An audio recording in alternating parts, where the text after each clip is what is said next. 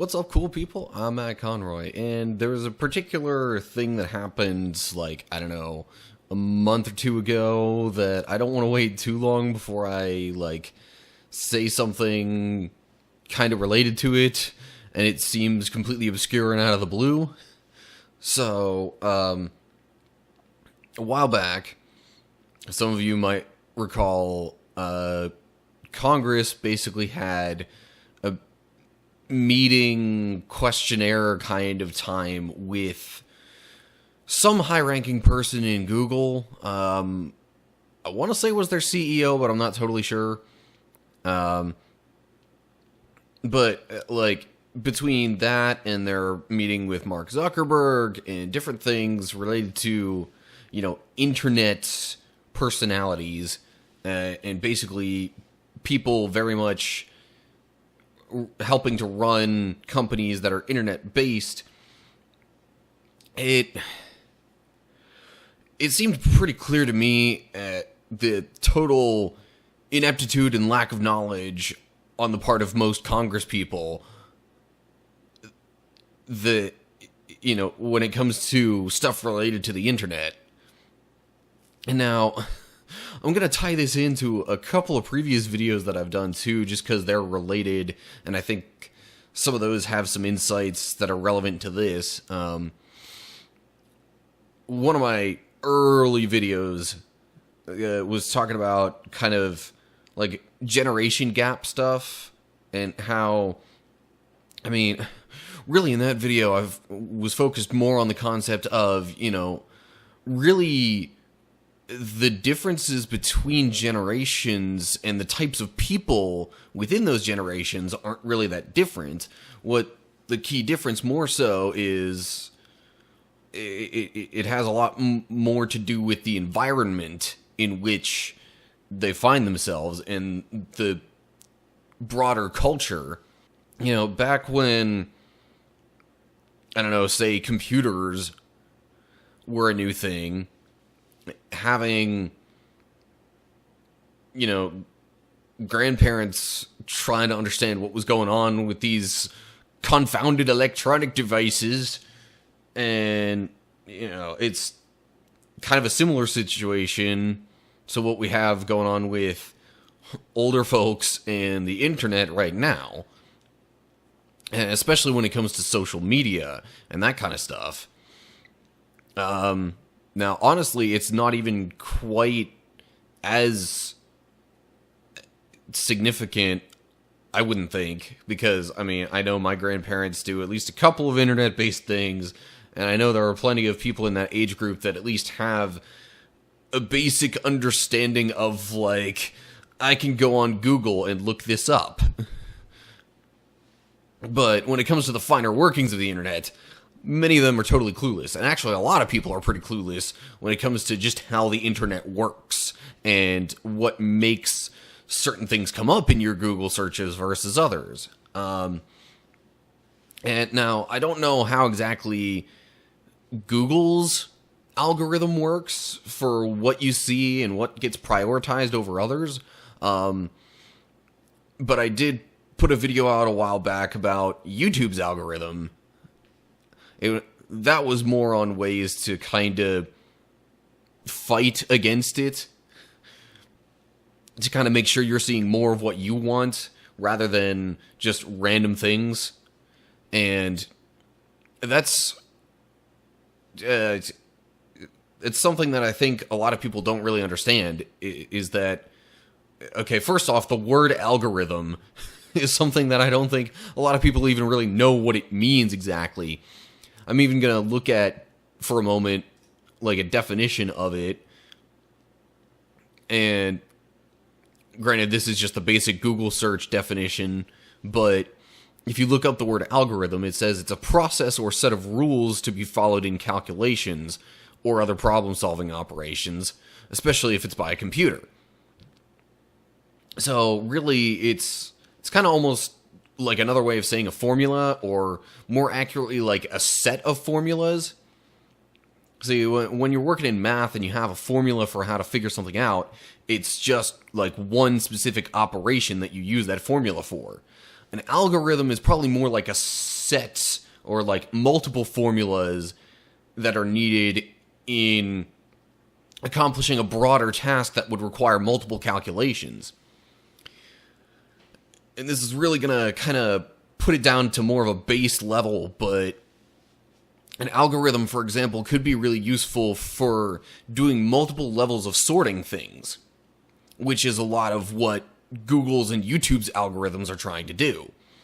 But like, if you had a list of employees for a company or whatever, and you wanted to quickly and conveniently sort them not only by how long they've been working, but also like by, I don't know, how much money they make, or you know, what their productivity levels have been, or different things like that, you can have an algorithm set up to kind of figure all that out and sort it and prioritize, okay, well, first we want them sorted by how long they've been working here, and then we want them sorted by, you know, their products sold per day or something like that. And then, you know, like, have additional levels of sorting things. See, a formula would just kind of sort the one factor, but an algorithm can go through and sort multiple factors. And that's really what, you know, Google, YouTube, and most internet-based algorithms are trying to do. They're trying to sort information based on... It's a series of formulas, basically, that they think will give you something that you're interested in. You know, it might prioritize, like, for YouTube, it might prioritize videos from channels you're subscribed to, but then also sort it out by how recent they are, or how much they've been watched, or different things like that. And I know that's not exactly how YouTube's algorithm works. There are multiple other factors that go into it, and what complicates that is, like, sometimes depending on the situation, certain factors out of those will put a certain video up higher in the sorting than another, and it really depends on almost like how significant that factor is, or how much of a margin this video has within that factor over others.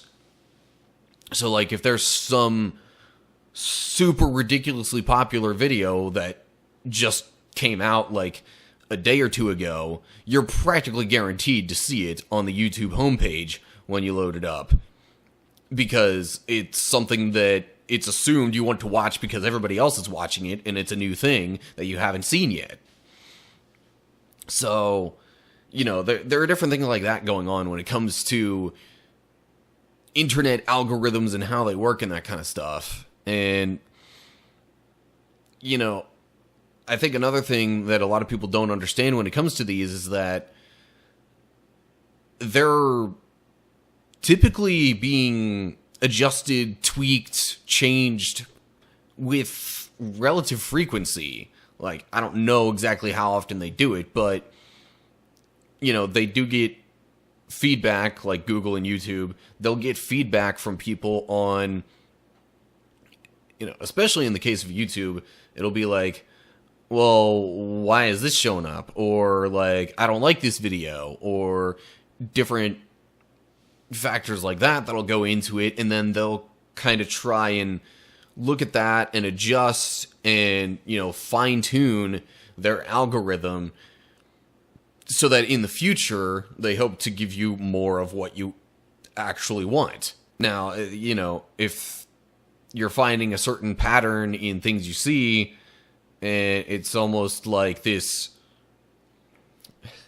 you know, it happens quite frequently that somebody just a single time looks up one thing related to a certain topic, and then there's this snowball effect that all these other videos and ads and other types of content come up based off of that. it's like, okay, well, there's new input that you're adding into the algorithm that it's assuming you want to see more of this kind of stuff, when really maybe you don't. Maybe it's just one single time you wanted to see, what, I don't know, let's say average tuition was at a certain university or whatever, because somebody else was interested, and you look that up, but then suddenly you start seeing ads for different universities and,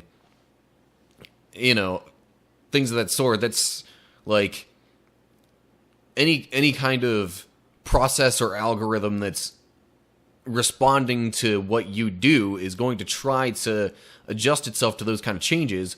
But then later on, as you would notice, if you don't respond to any of the ads or click on any videos or look up anything more that's related to that, it's eventually going to say, okay, this person clearly is not interested in this stuff, so let's stop giving it to them and give them something else they might actually see.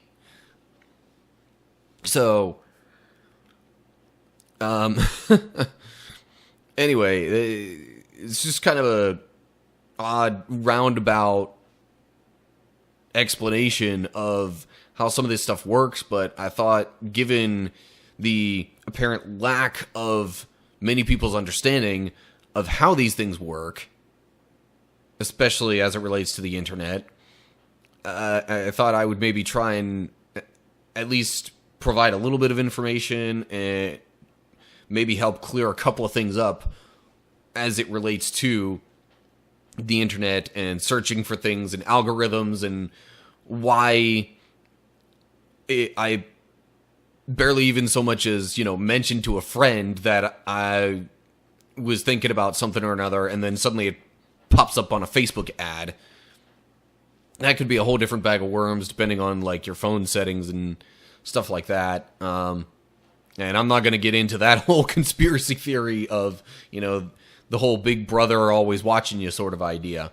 But, at least when it comes to things that you directly do online, it hopefully gives a little bit of an explanation on how that works and how what you do online affects what you see and all sorts of different things like that. That's really all I've got for this time around. I'm hoping that this maybe kind of clarified a couple of things for some people, or, I'm sure there are some who are still going to be questioning what the heck is going on, whether or not there's some sort of conspiracy or bias on the part of the companies. I mean, it's difficult to 100% refute and prove those claims false, but just adding a little more information to the story. So anyway, that's all I've got this time around. As always, like and share if you enjoyed the video, especially if you found it helpful. Maybe you can spread the word and get other people some more knowledge on how stuff works on the internet.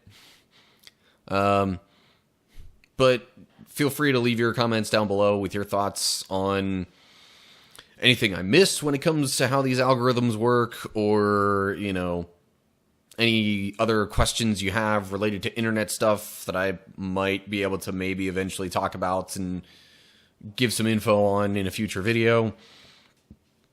Leave those in the comments section down below. But as you're getting down there, take a look at the description. You'll be able to see how to keep up with Facebook, Twitter, Instagram, and all my stuff there. And that should be everything for now. So I hope you're all doing well. Hopefully I will see you next time. Stay cool, people.